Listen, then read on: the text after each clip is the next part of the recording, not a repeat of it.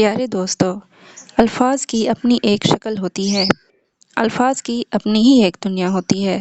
ہر لفظ اپنی ذمہ داری نبھاتا ہے۔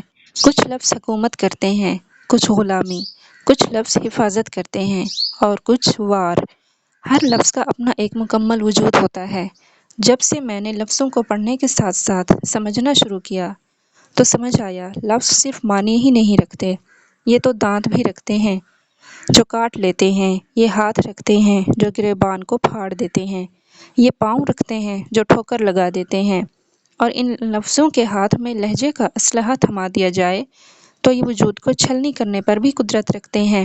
اپنے لفظوں کے بارے میں محتاط ہو جاؤ۔ انہیں ادا کرنے سے پہلے سوچ لو کہ یہ کسی کے وجود کو سمیٹیں گے یا کچی کچی بکھیر دیں گے، کیونکہ یہ تمہاری ادائیگی کے غلام ہیں اور تم ان کے بادشاہ۔ لیکن الفاظ منہ سے نکلنے کے بعد تم ان کے غلام بن جاتے ہو اور وہ تمہارے بادشاہ بن کر تم پر حکومت کرتے ہیں۔